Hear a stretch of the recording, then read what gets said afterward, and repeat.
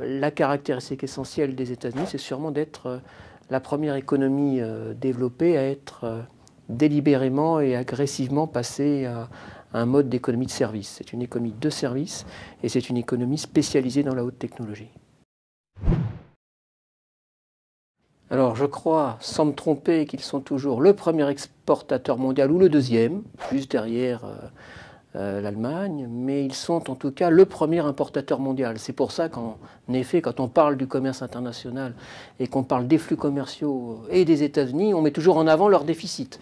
Leurs importations sont gigantesques, mais leurs exportations sont loin d'être négligeables. C'est le deuxième exportateur mondial juste derrière l'Allemagne.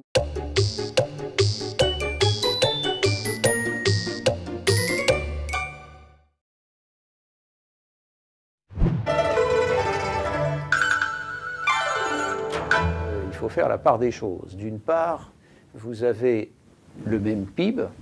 Quand vous passez au PIB par tête, vous avez 300 et quelques millions d'habitants d'un côté et 1,3 milliard de l'autre. Ça veut dire que par tête de PIB, on ne parle pas du tout, mais pas du tout, de la même chose. Deuxièmement, vous avez une avance des États-Unis dans un certain nombre de domaines qui ne vont pas perdre du jour au lendemain.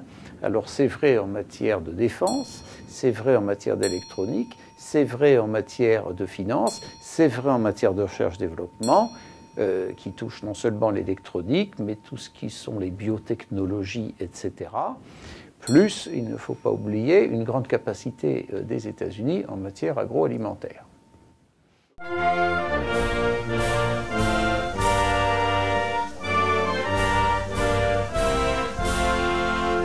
On enterre souvent un certain nombre de choses. Dans les années 80, on a enterré l'Union européenne d'ailleurs. Il y avait l'eurosclérose. Bon, on n'en parle plus. Donc ça vient avec les modes. On a enterré le Japon. On a enterré le Japon. Et on a enterré l'Allemagne. On enterre alors beaucoup que maintenant, on a enterré l'Angleterre dans les années 77-78. Bon, chacun son tour.